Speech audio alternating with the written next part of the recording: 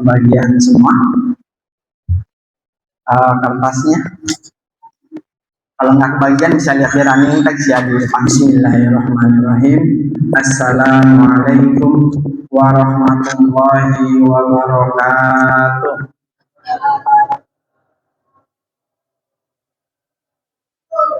Alhamdulillahirabbil alamin.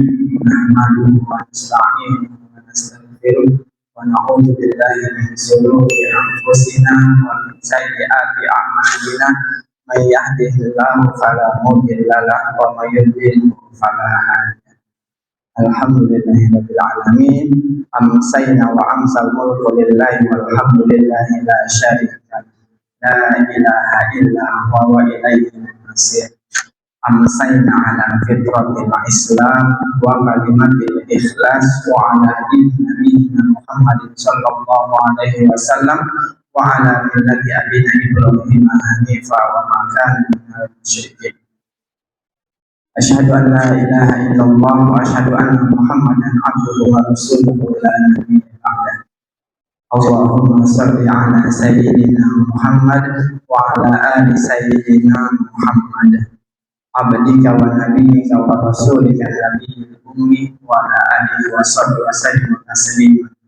Adada ma ahata bihi ilmuhu wa qadara bihi qalamuhu wa ahsahu kitabuhu wa Allahumma an sadatina Abi Bakr wa Umar wa Utsman wa Ali wa an sahabati ajma'in wa an tabi'ina wa tabi'ihim bi ihsan ila yaumil. Radina billahi rabban wa bil islami dinan wa bi Muhammadin nabiyya wa rasulah. Alhamdulillahirabbil alamin. Sebagaimana kita sebagai seorang hamba, maka sudah sepantasnya lah, sepatutnya lah setiap hari kita memperbaharui rasa syukur kita panjatkan rasa syukur kita kehadirat Allah Subhanahu wa ta'ala. Yang mana pada malam hari ini masih memberikan kita nikmatnya yang begitu besar kepada kita semua, yaitu kita masih diberikan nikmat iman, nikmat Islam, nikmat kita masih diberikan umur yang panjang serta sehat walafiat, sehingga kita bisa bertemu kembali di sini dalam rangka pengajian rutin kita setiap malam Ahad ini. Tentunya setelah kita menyelesaikan tadi sholat berjamaah yaitu sholat maghrib, kemudian dilanjutkan dengan kajian Islam setiap malam Ahad ini, yang mana pada malam hari ini ada guru saya, Ustadz saya, Ustadz Ahmad Sifatul Iqbal yang hadir tengah-tengah kita ya. Sekalian mengoreksi nanti kalau saya ada yang salah mungkin saja gitu saja. Sekalian bilangin saja. Yang udah hadir tengah-tengah kita dan guru-guru kita yang lain yang saat ini berhalangan karena dengan kesibukannya dan jam terbangnya saat ini, yaitu Berda Ustaz Ifrosin, Ustaz Lukman Al-Yamani, dan juga Ustaz Muhammad Ardi, yang mana kita doakan semoga guru-guru kita tersebut selalu diberikan umur yang panjang sehingga bisa memberikan ilmunya yang bermanfaat bagi kita semua. Amin ya rabbal alamin. Malam hari ini juga ada kepala suku kita di Dewan Kemakmuran Masjid kita ini, ada Ustadz Ari Susanto serta para staf dan jajarannya. Kayaknya komplit nih kayaknya nih. Ya Pak Ketua ya. Ada semua kayaknya. Sekjennya ada ya. Menteri Keuangannya juga ada gitu ya. Ada semua kayaknya komplit nih. PHBI-nya ada, sekretarisnya dan ketuanya juga hadir pada malam hari. Mudah-mudahan kita doakan juga para pengurus DKM kita, Dewan Kemakmuran Masjid ya, yang sudah memakmurkan masjid kita, mensiarkan masjid kita, sama-sama selalu diberikan panjang umur dalam keberkahan, panjang umur dalam ketaatan, sehingga bisa terus mengabdi buat kita semua yang hadir pada malam hari ini maupun buat warga PPH 2 secara umum, ya, supaya bisa menarik mensiarkan orang-orang mau datang ke masjid gitu ya. Karena kalau nggak salah jumlahnya udah 1000-an orang katanya gitu ya. Mudah-mudahan nanti pas minggu depan acara maulid bisa tumplak semua gitu ya. Ya 1000 orang yang hadir, insya Allah. Konsumsi siap kan 1000 orang? Aman? Aman insya Allah. Minggu depan 1000 orang dari siapin katanya Pak Ketua Menteri Agama insya Allah. dan juga para pemangku wilayah kita dari RT 1 sampai RT 6 serta Bapak RW kita, mudah-mudahan selalu diberikan kekuatan oleh Allah Subhanahu wa taala dalam mengemban amanah menjadi pengayom buat kita semua selaku warga. Dan tak lupa juga para hadirin semua yang hadir pada malam hari ini, mudah-mudahan kita semua bisa terus sama-sama menimba ilmu semua di sini setiap malam Ahad. Mudah-mudahan kita semua juga diberikan panjang umur. Duduknya kita di sini menjadi wasilah dimudahkannya segala urusan kita, dilapangkannya rezeki kita, dibukakannya dan luaskannya rezeki kita, dan semua doa-doa yang pernah kita panjatkan atau yang akan kita panjatkan dikabulkan oleh Allah Subhanahu wa taala. Amin ya rabbal alamin. Dan mudah-mudahan langkah kaki kita dari rumah menuju ke sini diganjar oleh Allah Subhanahu wa taala sebagai sebuah amalan kebaikan, mendapatkan pahalanya di sisi Allah Subhanahu wa taala dan menjadi penggugur atas segala dosa-dosa yang mungkin pernah kita lakukan. Amin ya rabbal alamin. Iklan dulu ya sebentar.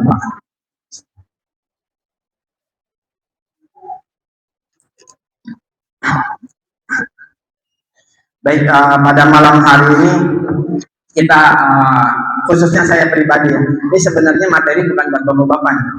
Saya yakin bapak-bapak semuanya di sini udah pada hafal semua. Ini buat saya gitu ya. Mungkin saya lagi ngomongin diri saya secara pribadi gitu. Tentang kita mensyukuri nikmat yang telah Allah berikan. Kebanyakan dari kita gampang mensyukuri nikmat ketika kita dikasih apa? Rezeki. Ada anak, ada orang baru dikasih rezeki berupa seorang anak gitu ya. Biasanya ngundang yang lain tuh syukuran, apa namanya? Walimatul akikah. Terus kita punya anak, udah dewasa, udah siap nikah, kita siapkan kita umumkan anak kita mau nikah, kita undang orang-orang semua buat ajak makan, namanya walimatul urs. Punya anak gedean dikit di hitan, kita mau syukuran, namanya walimatul hitan. Pokoknya semua bentuk nikmat yang kita rasakan langsung biasanya kita gampang mensyukurinya gitu. Tapi ada nikmat yang kadang kita suka lupa untuk mensyukurinya. Apa? Nikmatnya waktu luang, nikmatnya kita sehat, badan kita sama. Itu kadang-kadang nggak di sini jamaah ketika punya waktu luang ada yang syukuran gitu ya. Pak Ketua gitu ya, saya mau undang makan nih, ngapain? Saya mau syukuran acara apaan gitu ya. Saya punya waktu kosong nih gitu ya, sama badan saya sehat, ada nggak yang kayak gitu? Kayaknya belum ada gitu ya. Ada orang walimah tentang syukuran, saya punya waktu kosong nih, luang kita makan. Kalau ngundang makan mungkin gitu ya, tapi acara namanya bukan walimah gitu ya. Walimah biasanya acaranya terlalu seremonial gitu. Yang non seremonial biasanya jarang kita tuh, yang jarang kelihatan gitu ya. Nah, saya yakin hadirin semua yang ada di sini semuanya punya kesibukan masing-masing gitu ya. Namun Allah gerakkan hatinya, Allah gerakkan kakinya supaya mau duduk sebentar gitu ya, barang setengah jam atau barang sejam gitu. Bukan berarti orang-orang yang nggak hadir di sini orang-orangnya lagi pada nyantai semua, enggak. Kita berhusnuzon, mereka juga sedang sibuk semua. Mereka lagi sibuk, ada yang mencari nafkah, ada yang jagain anaknya, mungkin istrinya capek gitu seharian jagain rumah, seharian ngurusin rumah gantian sama bapaknya, atau dengan kesibukannya, atau yang zikirnya kalau di masjid zikirnya 5 menit doang, ini nggak seru gitu ya, saya mau lanjut lagi zikir di rumah. Nah, ada juga mungkin yang kayak gitu ya, dilanjutin zikir gitu. Kita khususnya yang nggak hadir pada malam hari ini juga disibukkan oleh Allah dengan kesibukan yang baik-baik, insya Allah. Karena kita sebagai laki-laki ya, bukan cuma perempuan kadang yang punya kesibukan, kita juga punya kesibukan.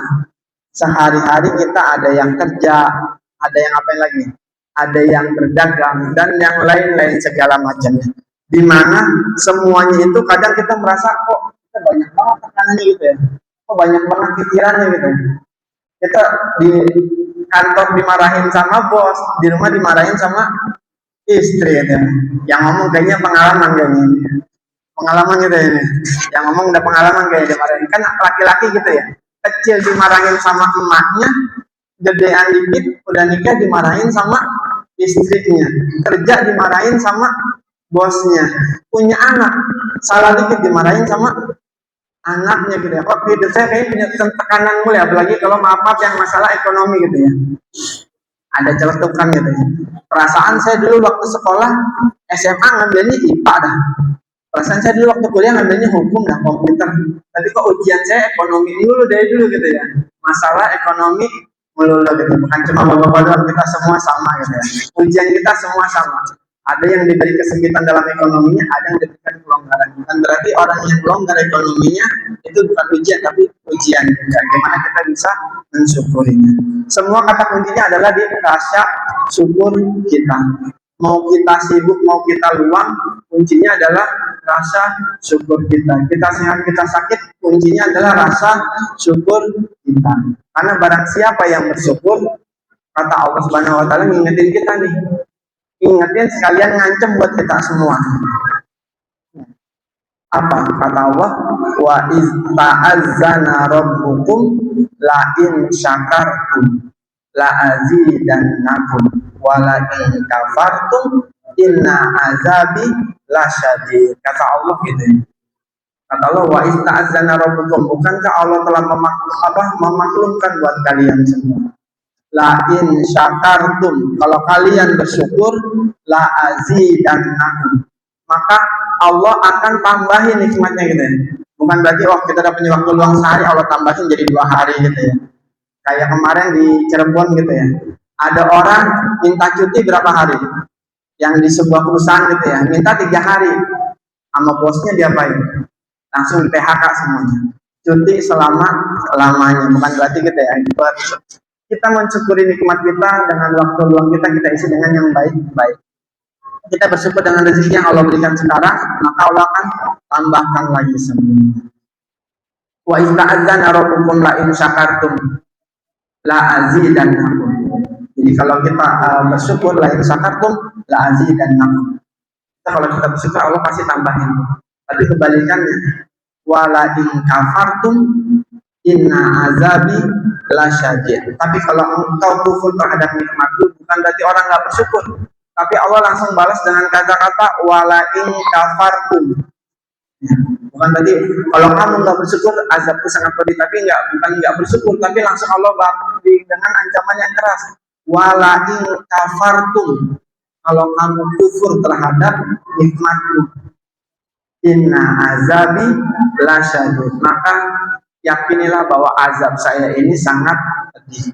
Kayak kita jadi orang tua gitu ya, ngasih duit ke anak 5.000, anaknya marah-marah, nggak terima, dikasih duit 5.000, terus duitnya dibuang begitu aja gitu ya, nggak bersyukur dikasih 5.000. Sikap kita gimana?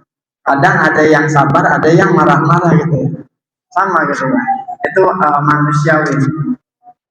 Makanya Allah juga gitu. Maksudnya kenapa kamu gak bersyukur? Padahal Allah, saya udah kasih kamu banyak hal buat kamu semua. Namun kadang ya itu, dibalik semua itu rasa syukur kita terhadap sesuatu yang dianggap sepele itu kurang. Kata Nabi mengingatkan kita semua dalam sebuah hadisnya, Bismillahirrahmanirrahim, nikmatan maghbuna fihima katsirun minan nas. Katanya nikmatan maghbunun fihi ma katsirun minan nas. 2 kenikmatan yang banyak manusia tertipu di dalamnya. Apa aja? As-sihhatu adalah nikmat sehat.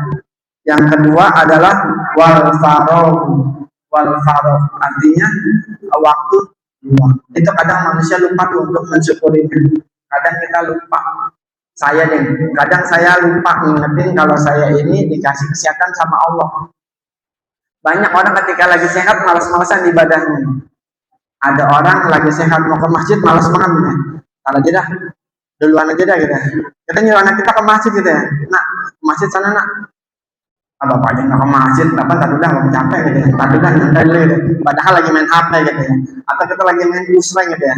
Lagi nge-push gitu ya. Rank kita biar jadi top global gitu ya. Yang suka main ML gitu ya. Atau yang suka lagi main apa.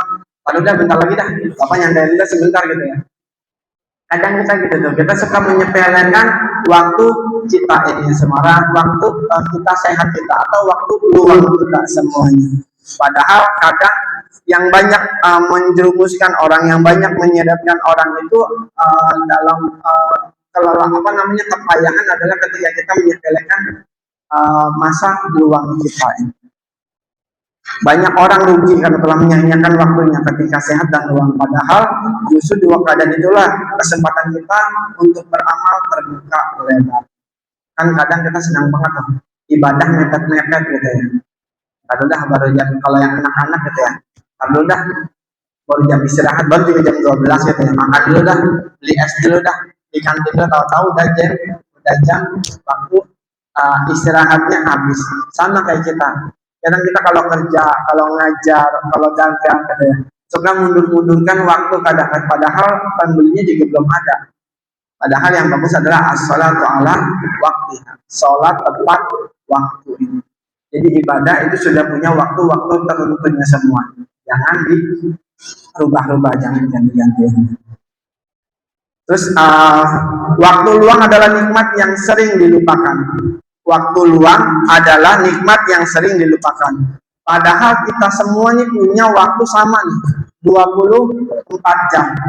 Tapi kualitasnya kadang kita beda-beda. Ada orang dengan waktu yang diberikan 24 jam, dia bisa menciptakan lampu. Siapa? Thomas Alva Edison. Kalau yang menciptakan sound horeg siapa?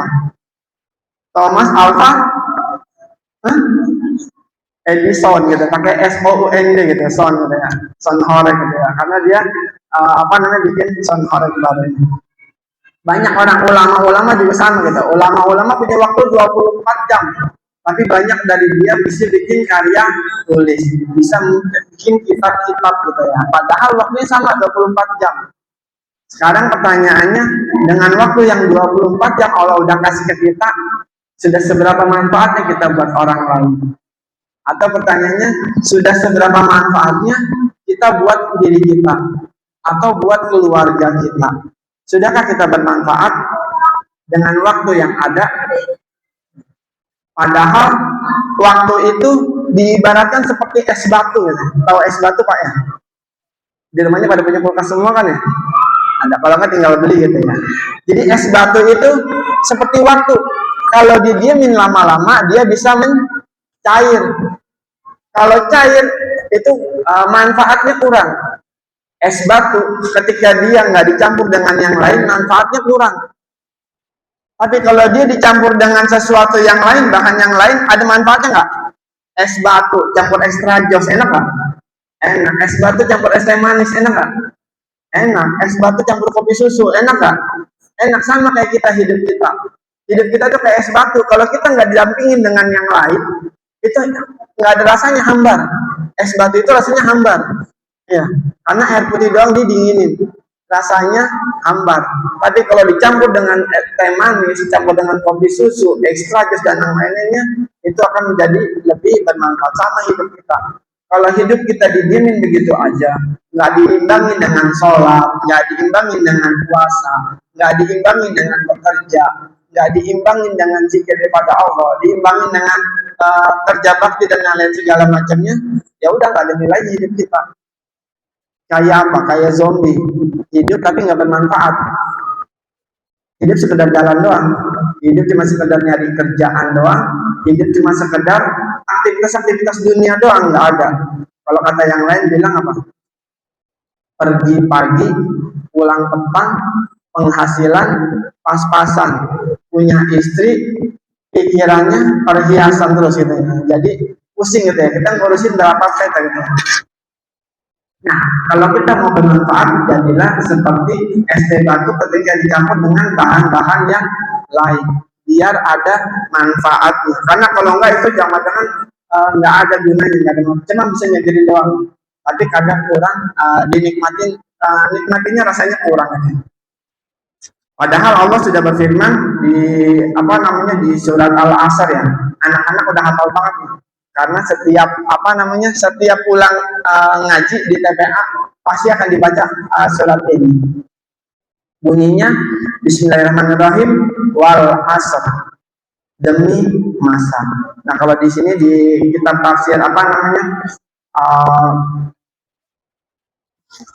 tafsir Al-Azhar ya, kayak Abdul Hamka, salah satu ulama menyebutkan dari Syekh Muhammad Abdul, Al-Asr itu kalau kata ulama atau Syekh Muhammad Abdul itu bisa diartikan dalam arti global, artinya demi masa secara keseluruhan. Tapi bisa juga diartikan dalam waktu sempit. Artinya waktu asar. Kenapa? Karena ngelihat dari kebiasaan orang-orang Arab jahiliyah zaman dulu. Jadi orang-orang Arab zaman jahiliyah zaman dahulu itu ketika datang waktu asar mereka ngapain? Nongkrong-nongkrong, kongko-kongko bareng yang lainnya. Kongko-kongko ngomong-ngomong, ngobrol-ngobrol segala macam, tapi ngobrolnya nggak berguna di sini. Karena belum datang Islam tempo hari. Waktu itu jadi masih jahiliyah, belum datang Islam, mereka ngobrol-ngobrol, ngelantur-ngelantur, ujung-ujungnya ngapain? Mereka membanggakan nasab mereka. Mereka membanggakan kekayaannya mereka. Mereka mengecilkan orang-orang dari kulit hitam gitu ya. Orang-orang menjelekkan orang yang dari budak gitu. Makanya di sini diingetin demi waktu asar. Innal insana lafi khusr. Sesungguhnya manusia itu berasal dalam keadaan merugi. Karena ngapain tadi waktu asarnya mereka cuma ngobrol-ngobrol doang, nggak ngapa-ngapain. Cuma ngobrol-ngobrol santai. Kalau ngobrolnya ada manfaatnya, diskusi sama keluarga, bercengkrama, ngobrol sama anak istri itu masih ada manfaatnya. Ini ngobrol-ngobrol yang kadang nggak ada manfaatnya. Ngobrolin bola. Kayak saya dong nih AC Milan, jago gitu ya. Emangnya MU gitu. Emangnya Liverpool gitu ya. MU main kalah mulu gitu ya. 5 kali main 1 kali doang menangnya. Oh, teman-teman juga Liverpool gitu ya. Liverpool jago menang dulu gitu ya. Akhirnya ngobrol nggak bermanfaat, ujung-ujungnya ngapain? Berantem. Akhirnya main ceng-cengan. Tapi jadi penggemar bola itu salah satu tanda penghuni surga. Tahunya kenapa?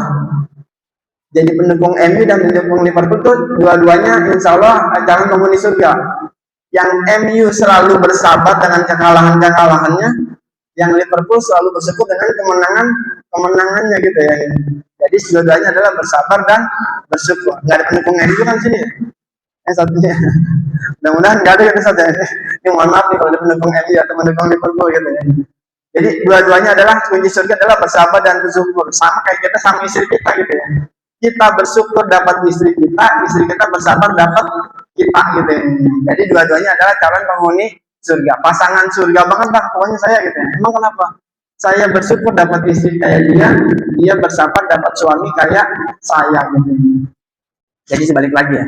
Jadi Allah mengingetin banyak nih, Allah bersumpah dengan nama waktu. Apa aja?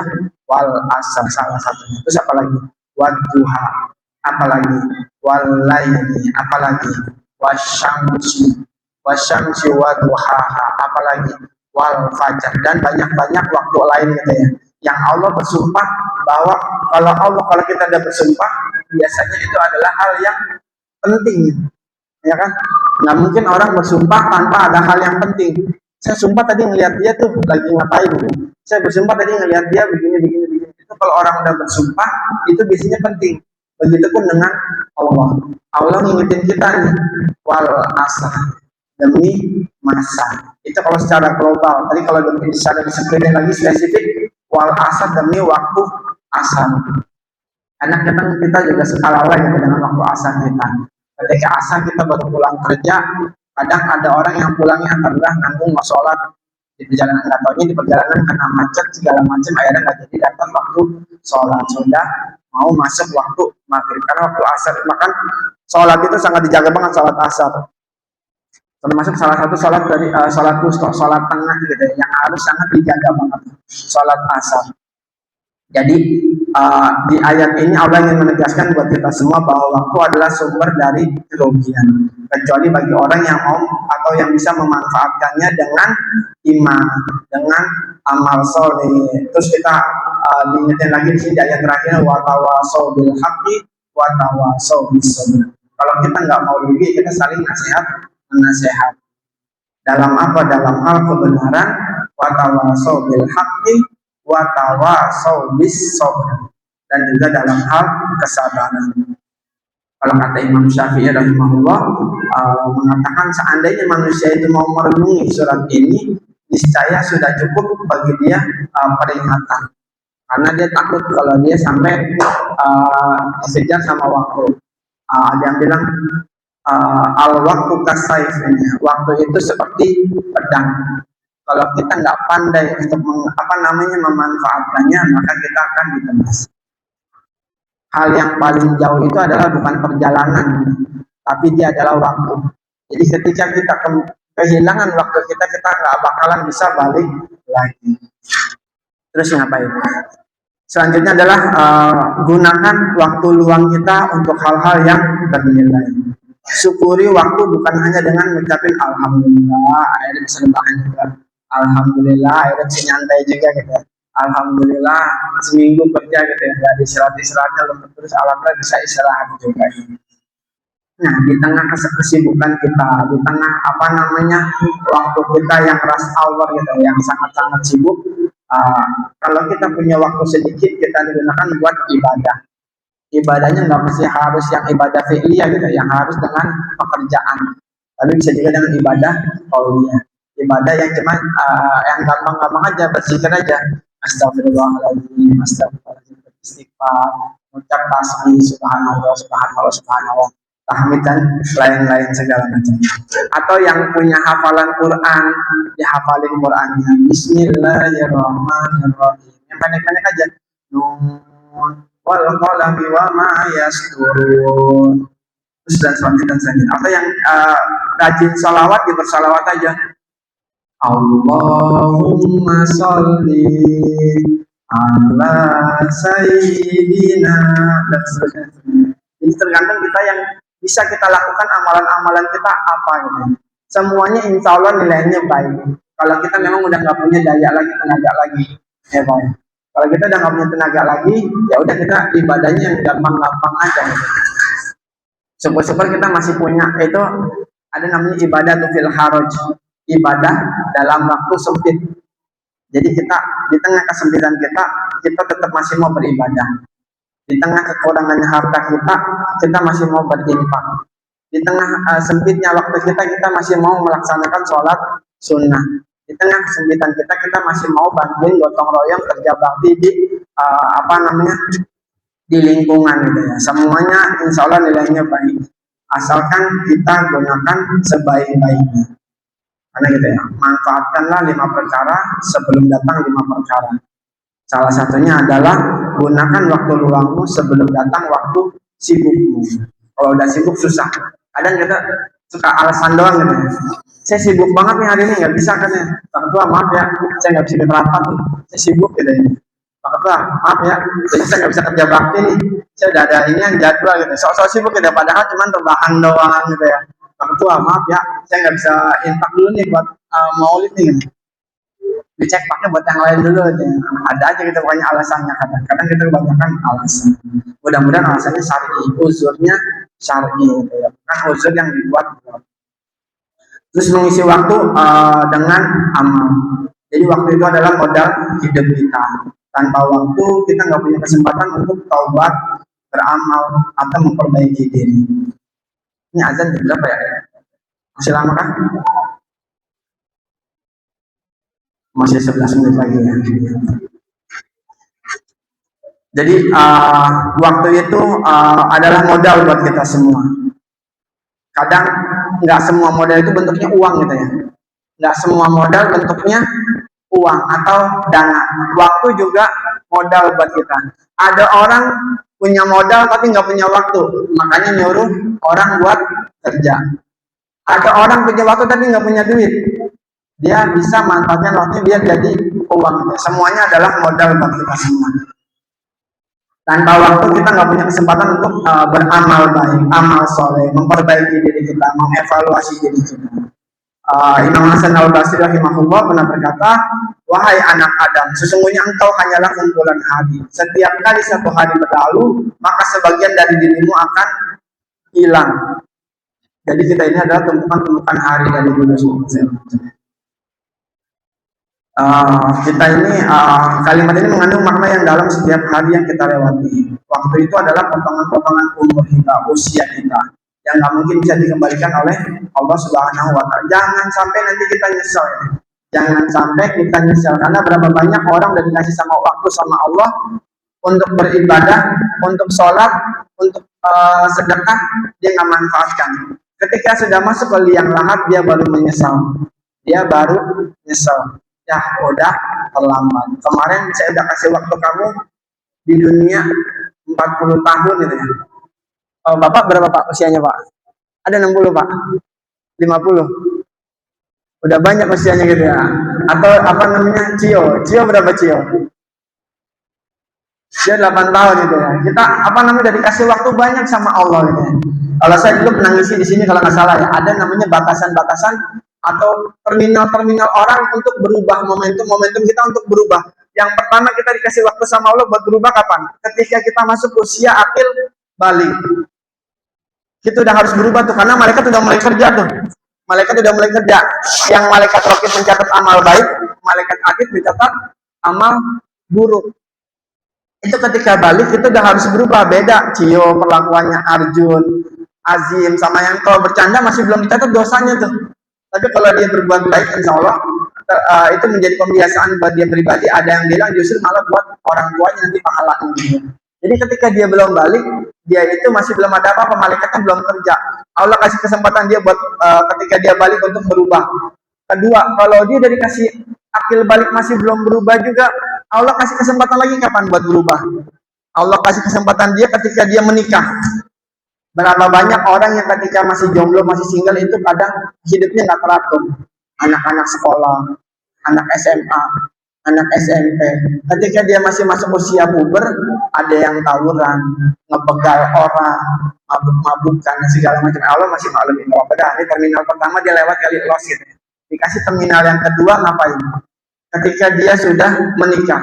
Makanya ketika orang udah menikah itu harus sudah beda. Kalau di jalan udah nggak siul-siulin cewek mulu gitu ya, sweet gitu ya, udah nggak gitu lagi dia, udah beda lagi perlakuannya gitu ya. Kalau orang udah menikah dia harus sudah beda, ada cewek gitu lewat gitu. Astagfirullahaladzim. Atau ada yang bilang dia ngapain? Takiyah gitu. Ada cewek lewat gitu, dia ngucap apa? Subhanallah, maha besar ciptaanmu ya Allah gitu kan ya. Engkau ciptakan wanita begitu cantiknya ya Allah gitu ya. Padahal itu alibi doang, modus dari dia. Karena pandangan yang pertama adalah nikmat, yang kedua adalah dosa. Alibi dia doang. Jadi Allah ngasih yang kedua adalah ketika dia menikah. Yang ketiga adalah ketika dia sudah berusia 40 tahun. Ketika dia 40 tahun sudah menikah, tapi masih belum berubah juga, Allah kasih kesempatan di umur 40 tahun. Kalau 40 tahun belum berubah juga, Allah kasih kesempatan di usia yang ke 60 tahun. Nah, tadi di 40 tahun ada doanya tuh. Doanya Nabi Sulaiman ya. Bunyinya bismillahirrahmanirrahim. Rabbi auzi'ni an ashkura ni'mataka allati an'amta alayya wa ala walidayya wa an a'mala sholihan tardahu. Artinya itu doa ketika kita sudah masuk ke usia 40, banyak-banyak berzikir dengan doa itu. Rabbi auzi'ni an ashkura ni'mataka allati an'amta alayya wa ala walidayya wa an a'mala sholihan tardahu. Itu ketika kita masuk usia 40 tahun. Udah 3 terminal kita lewatin, 3 stasiun kita lewatin. Yang terakhir Allah pengen tahu kita berubah apa ketika kita sudah masuk usia 60 tahun. Ada yang udah 60 tahun, aku berapa Kum? Kum, ada 60? 60-an ada gitu ya. Itu terminal terakhir Bung. Mudah-mudahan dari mudanya sampai sekarang tuh udah ibadah semua isinya gitu Bung ya. Ngaji Quran terus. Karena kalau nggak salah sempat dengar ceritanya sering baca buku gitu ya. Aku ya ini. Mudah-mudahan jadi jendela kita semua tuh kalau kita baca buku. Dikasih kesempatan terakhir sama Allah usia 60 tahun. Kalau 60 tahun kita masih belum berubah, masih godain cewek, masih suka nongkrong-nongkrong di pinggir jalan, masih suka clubbing gitu ya kan, orang kalau banyak duit 60 tahun kadang masih apa namanya suka clubbing gitu ya. Ini mudah-mudahan aku maksudnya ini ngomong di usianya udah ke masjid mulu gitu ya, maghribnya zuhurnya nggak pernah ketinggalan gitu. Kita yang muda juga harus nyontoh gitu, jangan yang tua atau Pak D gitu ya udah 60 tahun apa namanya nggak pernah ketinggalan sholat berjamaah. Jadi jangan pernah biarkan waktu luang itu menebas kita semua. Boleh ketika kita capek, istirahat, mau healing boleh, sesekali aja, jangan terus-terusan gitu. Karena bisa merusak mata juga. Kalau keseringan healing gitu ya, keseringan jalan-jalan bisa merusak mata pencaharian gitu. Terus selanjutnya jangan sampai kita udah hafal banget ayat ini di surat Al-Insyirah. Kata Allah, bismillahirrahmanirrahim, fa iza faragta fansab. wa ila rabbika farghab, kata Allah gitu. Apabila engkau telah selesai dari satu urusan, maka tetaplah bekerja keras di urusannya. Kalau kita habis sholat, kita jangan langsung pulang, kita zikir dulu lah bang sebentar gitu ya. Jangan Allahumma lantas jalan, tapi Allahumma antas salam. Kita baca doa dulu gitu ya. Baca doa dulu, jangan kita langsung pulang aja. Atau di habis kita ngapain segala macam, kita jangan lupa berdoa. Nabi itu ketika perang Uhud, ketika habis kalah dengan pasukan apa namanya kafir Quraisy, karena kehilangan pasukan panah, Nabi pulang ke kampungnya. Ketika badan masih pada berdarah-berdarah, ada sahabat yang kupingnya keputus, ada yang dicabik-cabik dengan pedang. Nabi tahu, diajakin lagi, siapa yang mau nyerang balik itu musuh, maka jaminannya adalah surga, atau dikenal dengan hamrotul asad gitu. Jadi ketika masih berdarah-berdarah semua nih, itu belum istirahat tuh, belum ada sehari semalam itu istirahat, udah disuruh nyerang balik tuh orang-orang kafir Quraisy yang habis nyerang balik ketika kita diserang balik dari balik bukit Uhud. Jadi nggak ada waktu kita berleha-leha. Fa iza faragta fansab. Jadi jangan kita terlena dengan waktu luang kita. Kalau kita ada selesai pekerjaan kita yang lain, maka kita kerjakan pekerjaan yang lain. Fa iza faragta fansab.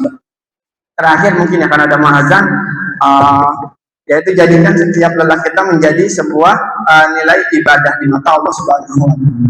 Mari kita jaga waktu kita dari kelalaian. Manfaatkan setiap detik untuk kebaikan, dan semoga Allah menjadikan kita termasuk orang yang pandai mensyukuri nikmat waktu sebelum datang penyesalan kita.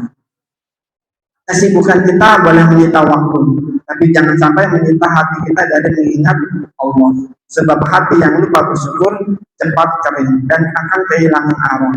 Maka jadikan setiap lelah kita bernilai ibadah, setiap dulu menjadi pahala, dan setiap kesibukan menjadi bentuk syukur kita selama kita hidup di dunia ini. Itu aja mungkin yang bisa saya sampaikan.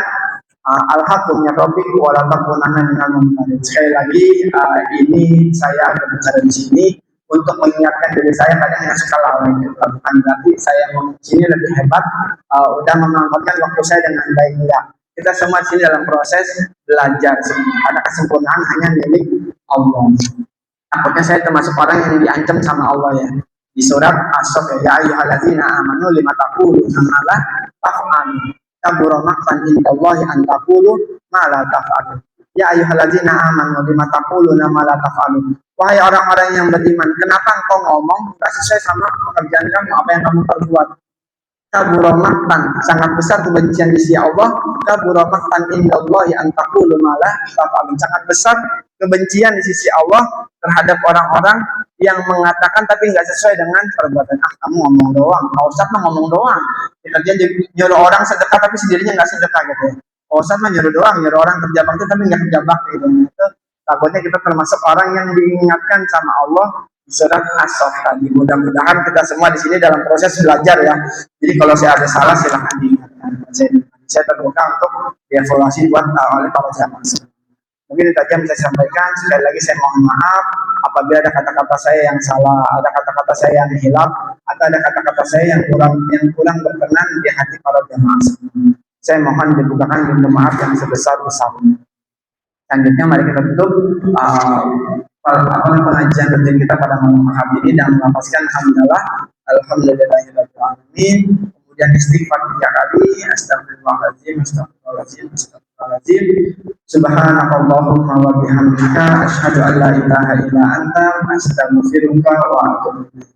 Sekian, assalamualaikum warahmatullahi wabarakatuh.